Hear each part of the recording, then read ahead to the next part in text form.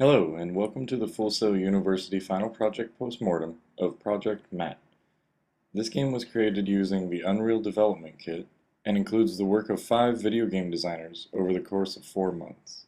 Team MAT consists of myself, William Kammer, the team lead, who was in charge of aesthetics and the creation of Level 3, David Roy, who created our text and story, and also Level 1, Alejandro Bartley, who created our cinematics, beginning and ending movie scenes, and Level 4, Evan Barnes, our lead programmer and mechanics scripter, who created Level 5, and Aaron Mason, who worked with sound engineers and music production students to create our music and sound effects. When we set out initially to develop a game, we knew that we wanted to use a side-scrolling camera. This camera is very nostalgic to longtime gamers, and allows a lot of room for the player to see obstacles ahead and behind the character. Using this camera also allowed our team to restrict many of the controls, allowing our game to be played and enjoyed by a much wider audience. Matt, or Modifiably Aged Time Traveler, is a classic-style, one-mechanic, side-scrolling adventure game. It's about a time tourist named Matt who becomes lost in time due to his inability to properly maintain his ship. Ivis, his personal AI, helps him navigate through the areas as he tries to collect enough time machine pieces to go home. The object of the game is to collect enough parts to progress through the different levels. There are multiple endings tied to how many parts you end up collecting. As you progress, Matt unlocks the ability to shift his ages into 3 versions of himself. Each age comes with its own properties and abilities. The normal adult Matt can jump higher than the others and is strong enough to push things and break walls. Child Matt is light enough to climb vines and small enough to navigate through tiny areas. The Elder Matt has a light step that prevents him from setting off traps, and it gives him damage immunity from spikes, but he can't jump at all. However, he can float from high areas using his wisdom. You have to use these abilities in combination to navigate the terrain and to solve puzzles in various levels. Each level has its own theme. There are temple ruins, a jungle, an abandoned factory, an abandoned city with an ominous volcano in the background, and a lava-filled cavern.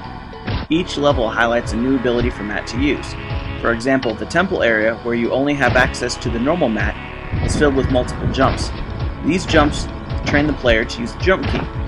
The second level introduces Child Matt and takes advantage of that by introducing small tunnels. Level 3 unlocks Elder Matt, and along with that, you get to use Child Matt's ability of being able to climb vines, and Elder Matt's ability to glide through the levels.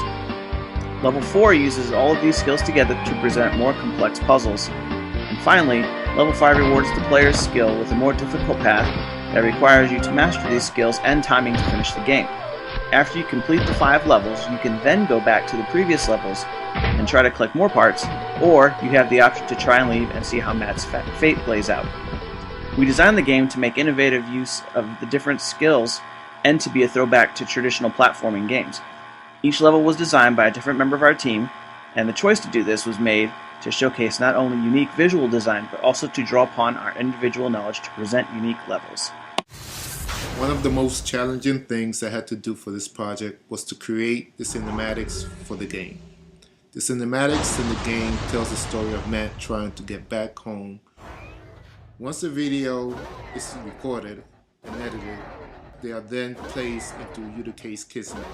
The tricky part was having the scenes that I created with Matt and Nay play as smooth as possible. There are also textures that needed to be used and created so the game will look and feel the best it can be. Putting the pieces of these cinematics together and the textures together were challenging, but I've learned new skills that will make me a better game designer. The music and sounds within our game Matt are an interesting mix ranging from industrial and techno all the way to rock. We found creating the particular piece of music that would correctly set the tone and pace for the game to be an interesting and fun challenge. Implementing the right piece of music that would simultaneously spark curiosity within the player and generate a frantically paced game builds upon our storyline and our level design. Through our music, we wanted to convey the feeling of impending doom as well as giving each level its own identity. Working with outside resources, we created unique music bits that tailored to each specific level's needs. Although we were able to create one song per level, we failed in creating multiple songs per level, which would give us the ability to customize each section of each level, making the game have a more unique and gratifying experience. Overall, we feel the audio fits well with the game, and it properly conveys the overall tone that we were going for. Looking back at our project, probably one of the biggest factors that determined whether our game would be a success or a failure was communication. Our team did a really good job of getting in touch early and staying in touch. If somebody was going to be on vacation or if they were just going to miss one meeting, they always let the whole team know what was going on and where they were. That way everyone knew they hadn't just forgotten or they weren't slacking off. And it was nice to know who was going to be at meetings and what we were going to be able to accomplish. Also, when we were designing stuff, everyone communicated well, and whether it was a puzzle in our game or just one specific mechanic, we kind of knew what the general purpose of that was going to be, and it helped to keep everyone on track. And if somebody had to stop something maybe halfway through, someone else could almost pick up where they left off and continue, because everyone knew sort of the end goal and where we were headed with those things. One thing we didn't do communication-wise was we kind of failed on the written forms of communication. Specifically Unreal script, we didn't comment very well at all, and probably wasted a lot of time just in confusion and being unorganized. If we could do it again, I'm sure we would have subclassed better and commented everything out. That way everyone would be able to take a look at a script and know exactly what it did. We could have commented our Kismet a lot better and kept it more organized. And also Perforce, when you submit something, it has a section to leave a comment, and we didn't use that very well. We could have put in there, just a little note about what we changed on whatever it was, and that way if we had to revert something at the last minute or whatever because something was causing an error, we would have been able to see what was changed in each version and which version we needed to revert back to. And on the design side, one thing that we didn't do very well was we originally started out for 5 levels, and we just gave everyone a level and let them do it on their own. And what we got were kind of 5 levels that were separate and disconnected. If we could do it again, I'm sure we would collaborate better and make sure the levels were more uniform and have their own unique features, but still have a general feel of a game and not just 5 separate levels.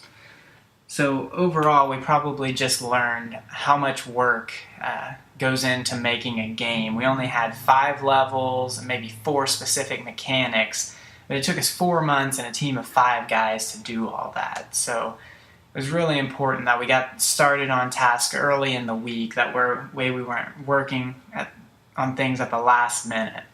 And at the end of it all, we're just amazed at how much work really goes into making the games that we see on the market and that we play each and every day. Thank you for watching our presentation, and have a good day.